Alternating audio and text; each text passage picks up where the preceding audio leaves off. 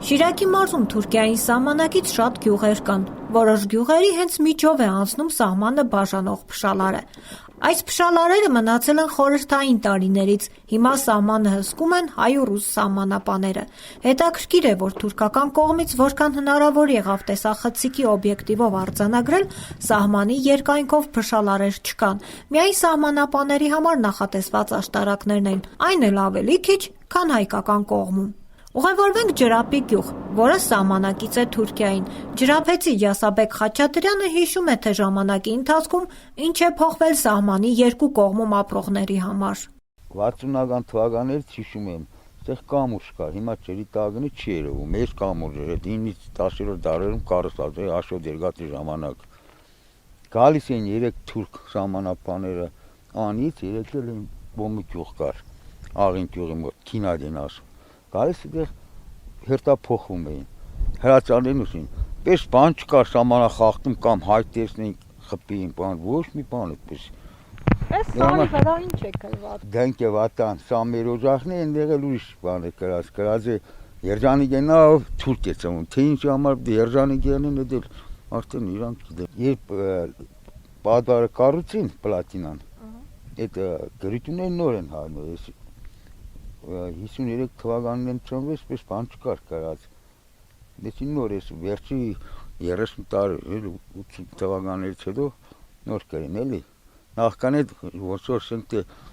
հաստատած չէ իրանցն, հիմա նոր են հաստատած իրանցն է։ Սահմանամերձ այս գյուղերից երևում է նույնիսկ անին ավերված եկեղեցիներով, սա էլ Աշոտ Երկաթի կառուցած բերդի ավերակներ են, ասում են նրա աճյունը այստեղ է ամփոփված։ Ախուրյանի ջրամբարի հարևանությամբ թուրքական մի քանի գյուղեր կան, որտեղ ապրողների նիստուկացին կարելի է հետևել մյուս ափից, փշալարերից այն կողմ։ Սահմանամերձ մեկ այլ գյուղ, Ախուրիկը ժամանակին ընդունել ու ճանապարհել է Գյումրի կարճ գնացքը, տնտեսապես այն գյուղին եկամուտ է բերել։ 1993 թվականին փակվեց հայ-թուրքական սահմանը, 2008 թվականին այն վերաբացելու մասին խոսվեց։ Ու թվում էր, թե դա իրականությանը մոտ է։ Սկսվեցին Գյումրի կարճ երկաթգծի վերանորոգման աշխատանքներ, սակայն սահմանը մինչ օրս փակ է։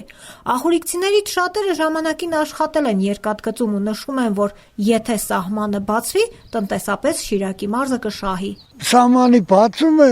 մեր Շիրակի մարզի համար ոչինչ, որոշ ծերունդ աշխատատեղեր կերնի, առևտուր կերնի, կաշխատի ժողովուրդը, տամոժնիկ կերնի, եթե առևտուր եղնի, էլի հարցի հետ բանում, բաց չի լինի, ինչ։ Առանց էդ էլ մեր առևտրականները Ստամբուլ, Թուրքիա չեն, Անկարա չեն այդ առևտուրին։ Այստեղ հազար գուկա մոդիկ ստեղ կերնի, տամոժնի, ավելի եժան կնստի։ Իսկ եկը բացի սահմանը Թուրքիան։ Ես ենթադրում եմ, որ դժվար, որովհետև դա շատ պրոբլեմ է։ Իրանք էլ այնպիսի հարցեր են տնում, չէ՞ որ Ղարաբաղի հարցը եւ այլն։ Թուրքիան ամեն ճանապարհով գտնում է, որ ինչ որ կողմնակի գործողություններ կատարում է, պատճառաբանումներ, որ չբացվի էլ այդ սահմանը։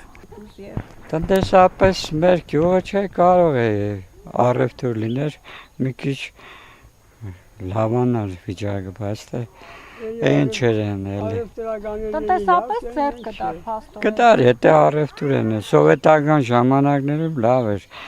Ցեմենտ են տալիս, անասուն էին գնում, լավ էր։ Ախուրիկ գյուղի միջով անցնող այս ճանապարհը տանում է ուղիղ դեպի Կարս։ Եվ եթե ողջամիտ ժամկետում Ցեղասպանության 100-ամյակի նախաշեմին բացվի հայ-թուրքական սահմանը, ապա այս ճանապարհից եւս օգտվողներ կլինեն։ Սահմանը բացելու պարագայում Կարս կարելի է հասնել 40 րոպեում, պահանջվող 16 ժամվա փոխարեն։